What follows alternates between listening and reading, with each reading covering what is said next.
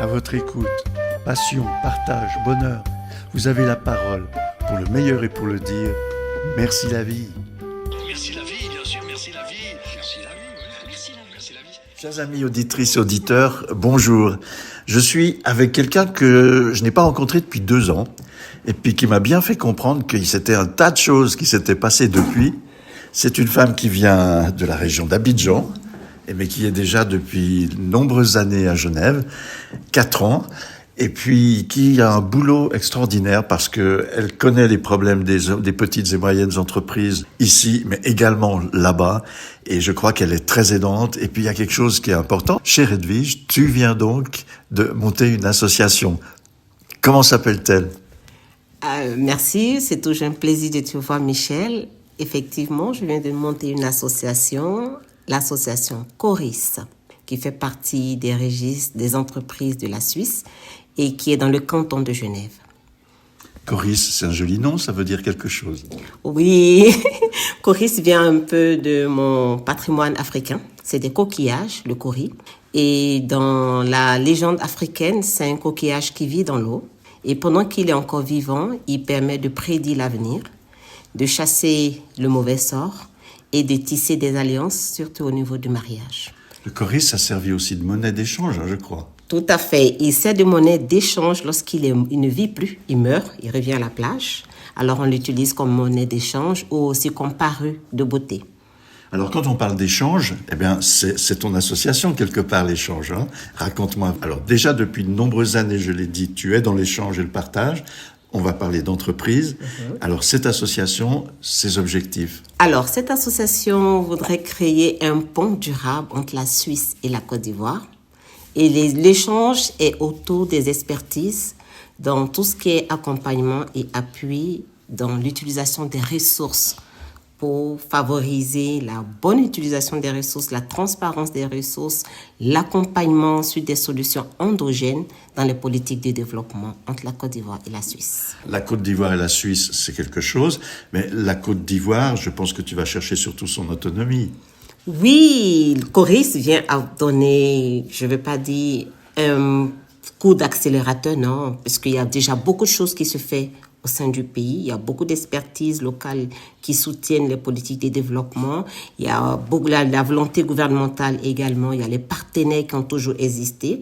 Mais Coris voudrait apporter une nouvelle manière de faire.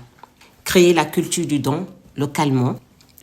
Inciter les populations à être acteurs de leurs solutions. Amener le gouvernement à trouver aussi la contrepartie des solutions, non pas forcément avec les prêts, mais aussi avec les donations internes. Donc on demande aux gens de ce pays d'être un petit peu plus participatifs, un petit peu plus impliqués dans leur propre pays, c'est ça ? C'est ça. Mais c'est un manque, c'est dans cette culture qu'on ne partage pas facilement. Le partage est déjà une culture africaine.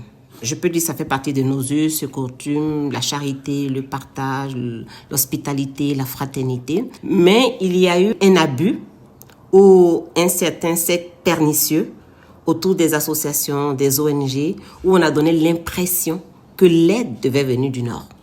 C'est une grave erreur, ça.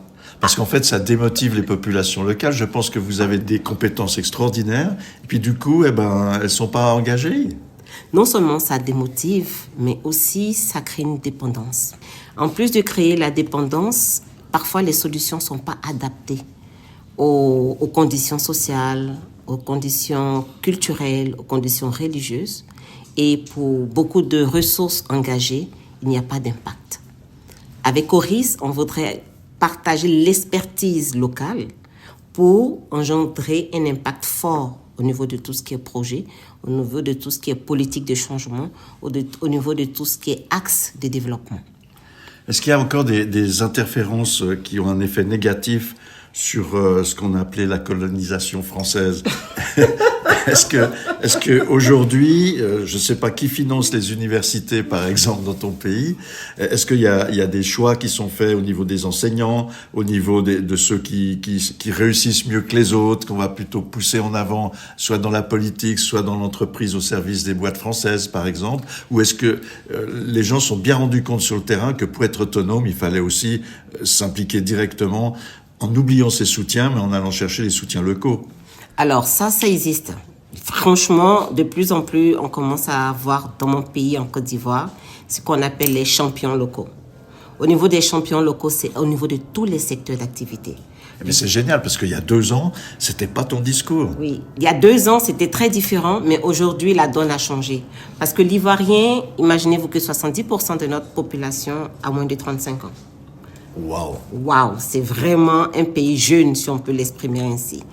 Aussi, l'Ivoirien sort de son pays, il va faire les études en France, disons en Europe, en Asie, même en Russie, aux États-Unis, après ils reviennent. Il y a beaucoup d'Ivoiriens qui ont le bac plus 3, le bac plus 5, même le doctorat. Et quand ils reviennent, ils veulent contribuer. Ils veulent se sentir impliqués dans le changement de leur pays. Ils veulent apporter un plus. On est jeune, on a une manière plus fun, plus techno, plus innovante de changer les choses à leur manière. Bientôt, il y a une marque de voiture qui va sortir en Côte d'Ivoire qui est faite par un Ivoirien, la Pandi. Mais. Oui. C'est un scoop, ça. Oui, c'est un scoop. La Pandi, c'est une marque de voiture qui sort bientôt, promue par un Ivoirien, développée par un Ivoirien. Tout sera assemblé, monté en Côte d'Ivoire. Même au niveau du chocolat, il y a des artisans chocolatiers locaux autour d'une marque qui s'appelle Cocoane, qui valorise le chocolat ivoirien, le savoir-faire made in Côte d'Ivoire. Parce que vous êtes fait beaucoup spolier au niveau du chocolat, là, au niveau du cacao. Alors, le cacao, le café, le sucre, le coton sont appelés les cultures du colon. Ça n'appartient pas en tant que tel aux Ivoiriens. C'est juste des cultures que le colon a apportées pour cultiver sur nos terres par rapport au climat et pour l'exporter, permettre à ce que ces industries au niveau de l'Europe puissent fonctionner. Mais aujourd'hui, le changement est tellement bouleversant que j'ai été très impressionnée lors de mon dernier voyage en Côte d'Ivoire de remarquer tout cela, de voir que les Ivoiriens ont compris, de voir que les Ivoiriens ont envie d'apporter quelque chose à la Côte d'Ivoire. Et comme on le dit dans notre hymne national, fiers Ivoiriens, le pays vous appelle. Donc c'est comme un appel national où tout le monde veut répondre oui, je suis présent, je veux faire quelque chose, je veux apporter quelque chose. Et dans ta langue, en ivoirien, ça se dit comment, cette sentence? Dans ma langue en ivoirien. Allez, on parle local, là. Allez, on oublie la France. Alors, on oublie le français. Alors, chers Ivoiriens, comme on peut dire, apostle ivoirien, ça bien bas. Moukoye, voilà, c'est ça. Ben voilà, tu vois, on y arrive.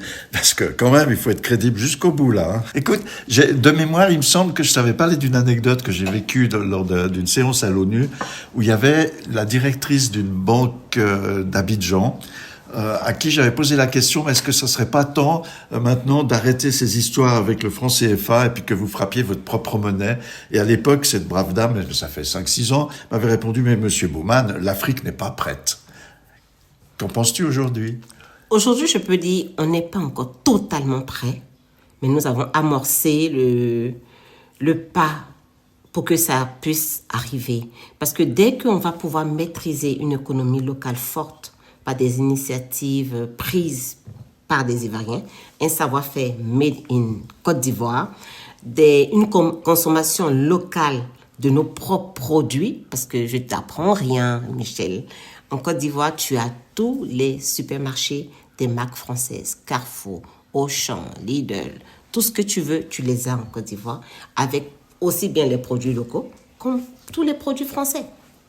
Alors, imagine que les Ivoiriens commencent à produire, transformer, avoir le savoir-faire local, répondre aux besoins des populations localement, que ce soit dans le plein fond de la Côte d'Ivoire comme au centre de la Côte d'Ivoire ou à Abidjan, dans les grandes villes urbaines.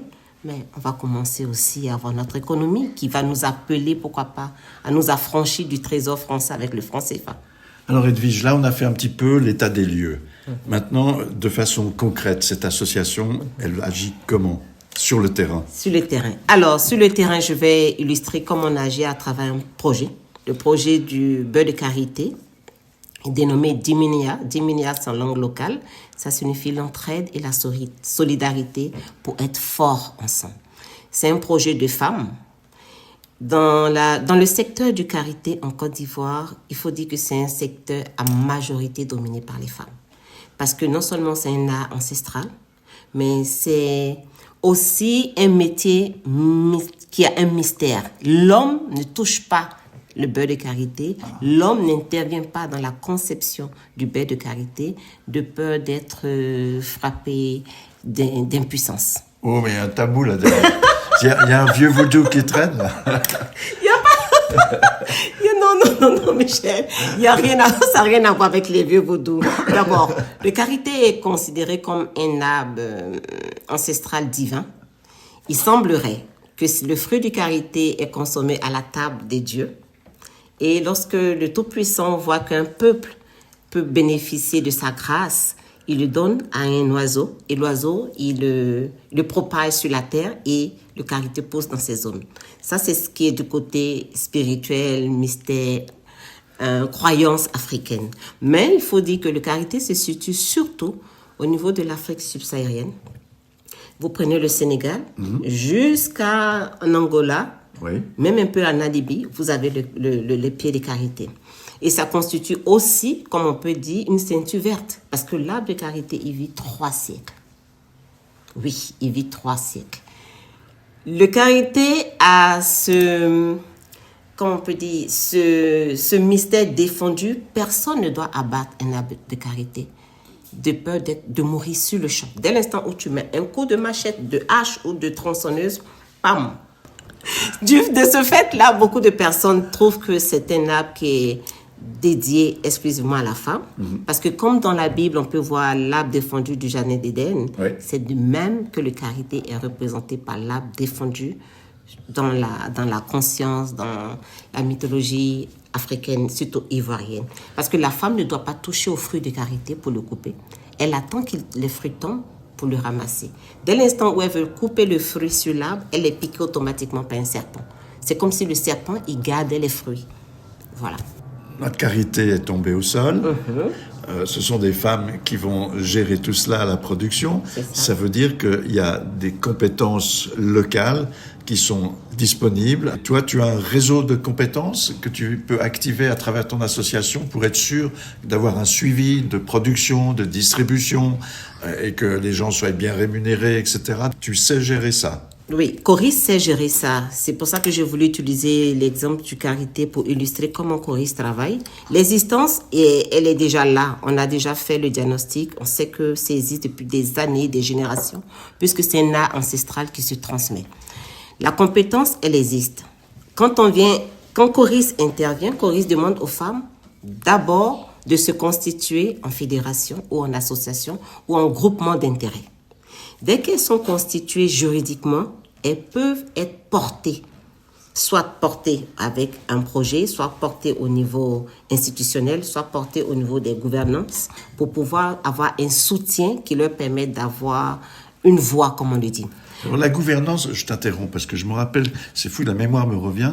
Il y a 2 ans, il y avait une certaine mainmise politique qui favorisait justement certaines industries, certains artisanats, certaines associations à se constituer ou pas selon certains intérêts. Ça a évolué positivement, ça? Ça a beaucoup évolué parce qu'il faut dire qu'il y a beaucoup d'ONG qui ont critiqué le pouvoir en place. Il y a beaucoup de personnes, surtout sur les réseaux sociaux, qui ont beaucoup craché le venin, salivé, les débats. Donc, le gouvernement a fait un effort. Et aussi, il y a cette volonté interne qui est comme une pression qui oblige à changer les donnes. Et ça, franchement, je dis chapeau aux Ivoiriens. J'ai dit aussi reconnaissance au gouvernement parce qu'ils pouvaient jouer à la sourde oreille. Mais ce n'est pas le cas aujourd'hui. Et peut-être, on ne sait pas, est-ce que c'est parce nous sommes dans une année électorale que ça donne l'impression que tout s'ouvre, tout se rend plus mou, tout se rend plus facile ou flexible. Ça, je ne saurais le dire. Ok, ben on verra si c'est du surfing ou si c'est une prise de conscience des politiques. On le saura bientôt. C'est quand les élections? Le 25 octobre. Ah bah quand il y a de l'eau qui va couler sous les ponts, s'il y a encore de l'eau. Au niveau de l'eau, vous avez ce qu'il faut? Il y a aussi des grandes sécheresses. J'ai surtout entendu parler d'inondations. Alors, les inondations, c'est en période de pluie. Quand il pleut beaucoup, il y a toujours d'inondations. C'est dommage. Il y a des pertes en vie humaine. mais il n'y a encore rien qui est trouvé comme solution durable. On est obligé de subir. C'est un peu comme un grand pays comme l'Espagne par rapport à la Côte d'Ivoire. Il y a eu l'inondation qui a créé un drame dans ce pays. Donc on peut dire aujourd'hui, vu toutes ces intempéries, plus personne n'est à l'abri. La diaspora en Suisse ou en France voisine également, est-ce qu'elle est en accord avec cette action? Est-ce qu'elle est prête à être aidante aussi, compte tenu qu'il s'agit à terme que sur place, les gens deviennent en totale autonomie? Mais est-ce que du côté des Ivoiriens de Suisse ou de France voisine, on sent qu'ils ont aussi envie d'être aidants? Alors, c'est pour ça que l'intérêt de Coris, pour ma part, vient présenter une nouvelle façon de faire. Dès l'instant où nous créons les mécanismes de traçabilité, des mécanismes de crédibilité de l'utilisation de ce qu'on fait, soit de vos dons, soit de vos contributions, soit de votre aide, cela crée une motivation et cela crée un dynamisme.